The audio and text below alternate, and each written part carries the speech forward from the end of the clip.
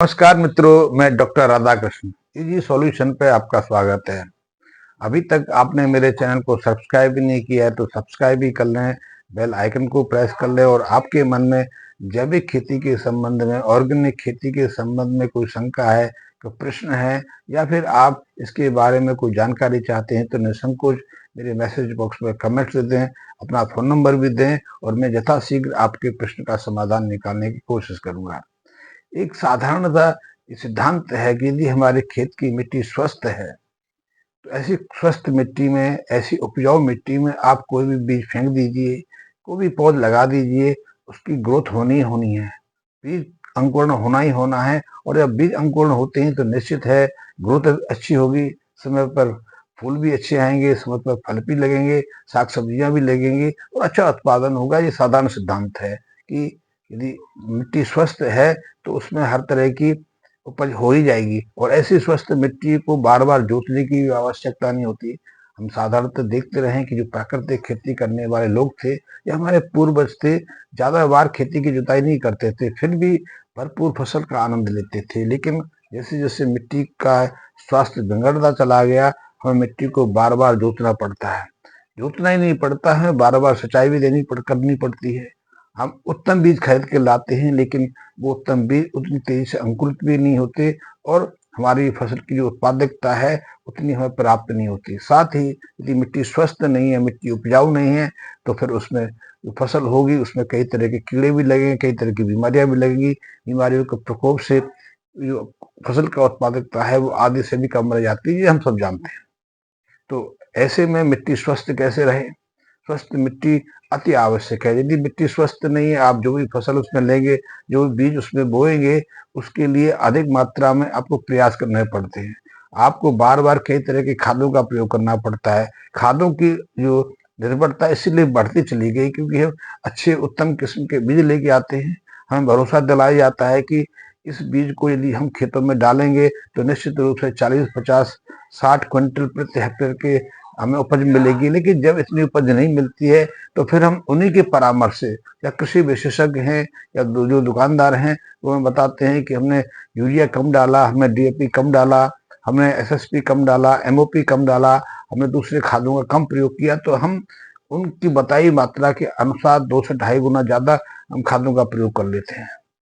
हम खादों का प्रयोग ही नहीं करते बल्कि कई तरह के जो माइक्रो न्यूट्रिएंट्स हैं उनका भी प्रयोग करते हैं, फिर भी हमें वो उत्पादकता नहीं मिलती, या फिर हमारी फसलों को कई तरह के रोगों का सामना करना पड़ता है। ये हम सब जानते हैं। या फिर जो ऑर्गेनिक खेती करते हैं, जैविक खेती करते हैं, वो जैविक प्रयास करते हैं, वो जीवामृत का प्रयोग करते हैं, या फिर बुआई से पहले जो हम खेत की तैयारी करते हैं उसमें गोबर की खाद का प्रयोग करते हैं, कंपोस्ट खाद का प्रयोग करते हैं, वर्मी कंपोस्ट का प्रयोग करते हैं और जीवामृत का बार बार प्रयोग करते हैं। लेकिन हमारे जीवामृत का प्रयोग करने वाले किसान भाई इसको अच्छी तरह से जानते हैं कि उनको उनकी फसल का वो लाभ नहीं मिलता, वो उत्पादनता नहीं मिलता जितनी वो आशा रखते हैं। ये साधारण से प्रश्न है। तो अब हम ये जानने की कोशिश करेंगे कि स्वस्थ मिट्टी की पहचान क्या है, स्वस्थ मिट्टी की परिभाषा क्या है। स्वस्थ मिट्टी की उपजाऊपन का जो रहस्य है वो उसके ह्यूमस पर डिपेंड करता है, जीवांश पर डिपेंड करता है, वो उसकी ऑर्गेनिक कार्बन पर डिपेंड करता है। यदि मिट्टी में अच्छा ह्यूमस है तो वो उपजाऊ है, वो स्वस्थ है। और उपजाऊ और ह्यूमस का अर्थ क्या है? ह्यूमस का अर्थ यही है कि मिट्टी में जो कार्बनिक तत्व हैं उनकी मात्रा अच्छी है। सामान्यतः वैज्ञानिक कहते हैं कि मिट्टी की जो ऊपरी परत है, खास करके 6-7 इंच का ऊपर का हिस्सा है, उसमें 0.5% से लेकर 3 या 4% के आसपास ह्यूमस होना चाहिए। ह्यूमस का सीधा सा अर्थ है जीवाश्म, जीवाश्म का सीधा सा अर्थ है ऑर्गेनिक कार्बन। यदि आपकी मिट्टी में 0.5% से ज्यादा ऑर्गेनिक कार्बन है तो उसको आप स्वस्थ नहीं कह सकते, सामान्य कह सकते हैं। स्वस्थ का तो अर्थ यही है कम से कम उसका 1% के आसपास ह्यूमस हो। 1% जब ह्यूमस मिट्टी में होता है तो उसका सीधा सा अर्थ है कि सामान्य मिट्टी की तुलना में उसमें 25 से 40 किलो के आसपास नाइट्रोजन, जो ऑर्गेनिक नाइट्रोजन में सहजता से उपलब्ध हो जाता है। उसमें पोटासियम, फास्फोरस की मात्रा भी 15 से 20 केजी पर हेक्टेयर के आसपास सहजता से पैदा हो जाती है। हमें किसी केमिकल फर्टिलाइजर की जरूरत नहीं पड़ती है। यदि इसी ऑर्गेनिक कार्बन की स्तर 2 प्रतिशत के आसपास पहुंच जाए तो समझ लिए कि हमने 3 बोरा जो यूरिया का उसमें डाल दिया, हमने 1.5 बोरा के आसपास DAP और MOP का यूज कर लिया।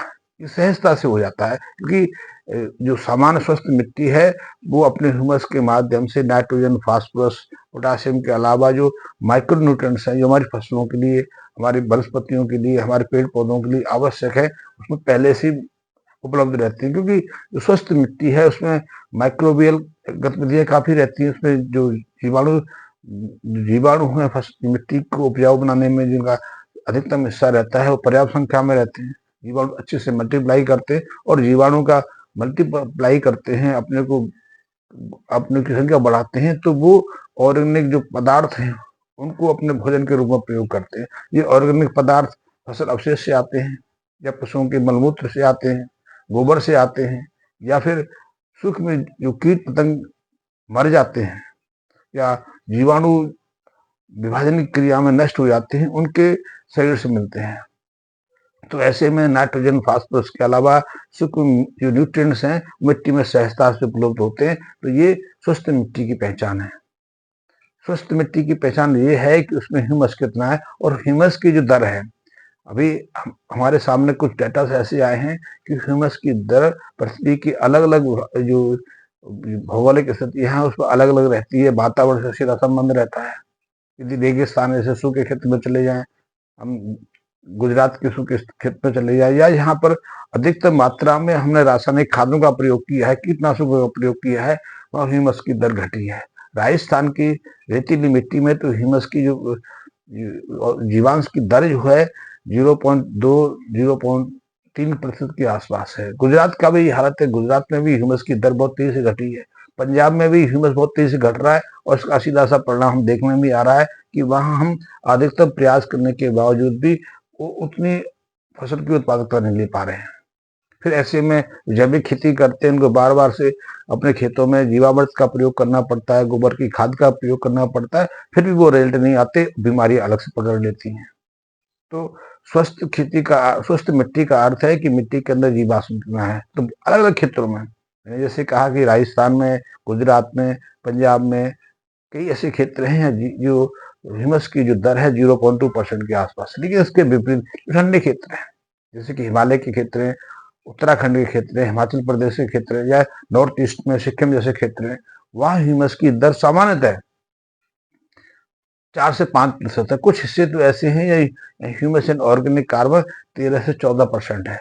यहाँ 13 से 14% ह्यूमस रहेगा, ऑर्गेनिक कार्बन रहेगा, और बिना सिंचाई के भी, बिना किसी खाद के, बिना किसी प्रयत्न के भी आप कोई भी बीज डाल दीजिए जैसे कि प्रकृति करती है। प्रकृति की जो जो जो फल पक जाते हैं या जो वहाँ वनस्पतियां होती हैं उनके बीज वह झड़ जाते हैं, स्वतः समय आता है वो अंकुरित हो जाते हैं।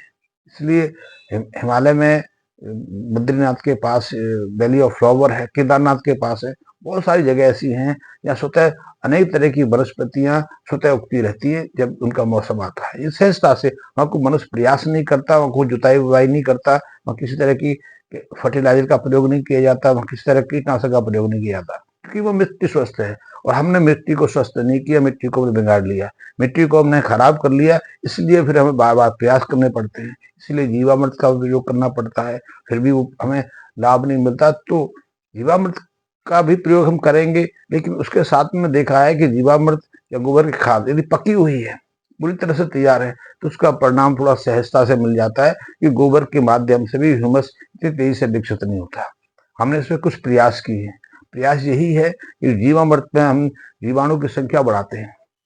तो थोड़ा हमने प्रयास किया है, कुछ वैज्ञानिक इसमें प्रक्रिया को हमने इस्तेमाल किया है कि यदि उन जीवाणु को सेपरेट कर लिया है, जैसे कि हम अपने गोबर, गाय के गोबर में से जीवाणु को सेपरेट कर लेते हैं, मिट्टी में से हमने जीवाणु को सेपरेट किया है और उनको विशेष हम प्रक्रिया से गुजारते हैं, तो उसकी संख्या तेजी से बढ़ जाती है। जब इन जीवाणुओं को, इस जीवामृत को मिट्टी में डालते हैं तो मिट्टी में एक अलग गतिविधि आ जाती है। मिट्टी के जीवाणु तेजी से जो वहां पर फसल अवशेष होता है, जो कार्बनिक पदार्थ उसमें पड़े होते हैं, उनको अपने मल्टीप्लिकेशन में यूज करते हैं, तो वहाँ कई तरह के रसायनों की उत्पत्ति कर देते हैं, जैसे नाइट्रोजन, फास्फोरस और दूसरे जो न्यूट्रिएंट्स हैं उनकी दर तो बढ़ती ही बढ़ती है। इसके अलावा ह्यूमिक एसिड, फ्लोविक एसिड, इन चीजों की बढ़ जाती है, अमीनो एसिड की दर बढ़ जाती है।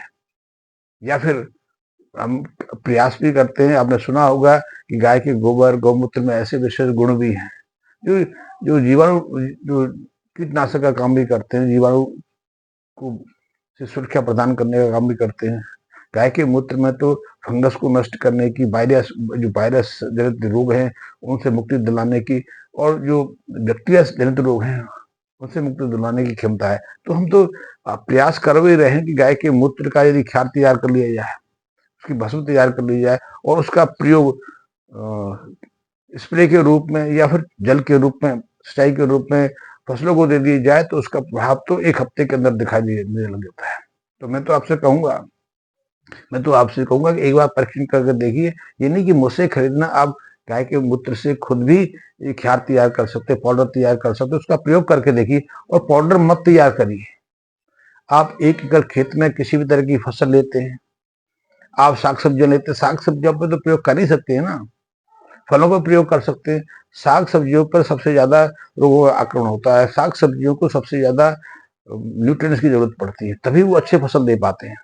कोई तरह की साग सब्जी हो सकती है, हरी मिर्च हो सकती है, बैंगन हो सकता है, टमाटर हो सकता है, खीरा हो सकता है, भिंडी हो सकती है, कोई भी सब्जी हो सकती है। तो इन पर सबसे ज्यादा रोगों का हमला होता है। रोगों का हमला इसलिए होता है कि हमारी मिट्टी स्वस्थ नहीं है। मिट्टी स्वस्थ नहीं है तो मिट्टी की रोग प्रतिरोधक क्षमता भी अच्छी नहीं है। ऐसे में ऐसी साग सब्जियों, ऐसी फसलों को बार बार रोगों का सामना करना पड़ता है। तो ऐसे में आप एक काम करके देखिए कि आप प्रत्येक एकड़ के हिसाब से इसकी मात्रा घटा बढ़ा सकते हैं। आप गाय का मूत्र लीजिए, उस गाय के मूत्र को 3-4 मात्रा में विभाजित करके भी दे सकते हैं, एक मात्रा में दे सकते हैं। तो आप 500 से 700-800 लीटर के आसपास गौमूत्र का छिड़काव उस खेत में करके देखिए। एक बार करके देखिए, आपको कितने अच्छे चमत्कार मिलेंगे। आप पहली बार जैसे ही गौमूत्र का छिड़काव करेंगे, गौमूत्र को जल के साथ, सिंचाई के साथ अपनी मिट्टी में देंगे, तो मिट्टी की जो संरचना, उस बदलाव आना शुरू हो जाएगा। मिट्टी की संरचना में तो बाद में बदलाव आएगा, वो तो टेस्ट से पता लगेगा, फसल लेगे तब पता लगेगा। लेकिन जो उपज आपने लिए, जो फसलें लगाई हैं, जो पेड़ पौधे लगाए हैं, जो वहाँ साग सब्जियां लगाई हैं, उनमें तो आपको पहले हफ्ते में ही से बदलाव नजर आएगा। यदि आपकी फसल मुरझा गई है, उसकी ग्रोथ रुक गई है, उसकी पत्तियां पीली पड़ गई हैं, फोटोसिंथेसिस क्रिया रुक गई है, या फिर फ्लावरिंग उतनी तेजी से नहीं आ रही है, तो आप देखेंगे जैसे ही आप गौमूत्र का प्रयोग पहली बार उसकी पत्तियों पर छिड़काव के रूप में करते हैं या फिर सिंचाई के साथ जड़ों को देते हैं, तो पहले हफ्ते में ही उनमें नई जान आ जाएगी। नई नई सिरे से पत्तियों का विकास शुरू हो जाएगा, पत्तियों की हरियाली पर बढ़ जाएगी, चमक आ जाएगी, साथ ही उसकी ब्रांचेस बनने शुरू हो जाएंगी। यदि फ्लावरिंग रुक गई है, फ्लावरिंग का विकास रुक गया है, तो देखेंगे कि हफ्ते के अंदर अंदर फ्लावरिंग फिर नई तेजी से बढ़ने शुरू हो जाते हैं। फ्लावरिंग के साथ में पॉलिनेशन की क्रिया, परागकरण की क्रिया भी हो जाएगी, क्योंकि परागकरण पर ही फसल का उत्पादकता निर्भर हुआ है। आप देखेंगे फसल तो अच्छी है, फूल फ्लावरिंग खूब है, लेकिन पराग क्रिया यदि सामान्य नहीं है, तो वो जो फूल हैं फलों के रूप में रूपांतरित नहीं हो पाते, हमें उतनी उत्पादकता नहीं मिल पाती। तो आप गाय के मूत्र का, गाय के गोबर का, गाय के खाद का, गोबर की खाद का, गाय के गोबर से तैयार राख का प्रयोग अपने फसलों में कर सकते हैं। बेहद चमत्कारी परिणाम आपको मिलेंगे। वैसे इतनी मेहनत नहीं करना चाहते तो हमारे पास चीजें हैं। ये गौमूत्र का क्षार है, आप इसका प्रयोग कर सकते हैं। मात्र 100 ग्राम गौमूत्र के प्रयोग से आप अपने 1 एकड़ की जो खेती है उसमें नई जान डाल सकते हैं। इसी तरह हमारे पास गोरस है। गोरस हमने गोबर, जो गाय का गोबर है उसका कल्चर तैयार किया है। गोबर के रस से हमने माइक्रोब्स को, कुछ जीवाणु को अलग किया है, साथ में उसमें बायोसेंसर से कुछ केमिकल हैं उनको भी उसमें ले लिया है, ताकि जब इन जीवाणु को विकसित करते हैं, कल्चर तैयार करते हैं, तो उस कल्चर की गति तेज हो जाए, क्योंकि इसमें बहुत सारे केमिकल भी, बायोकेमिकल हैं जो गोबर के अंदर पहले से रहते हैं। तो इसके माध्यम से हम मिट्टी के स्वास्थ्य को सुधार सकते हैं। मिट्टी के स्वास्थ्य को सुधार कर सकते हैं तो हम मिट्टी तो विशेष ज्यादा प्रयास की, ज्यादा जुताई, बुवाई, पानी, खाद या फिर कीटनाशकों की अच्छी फसल ले सकते हैं।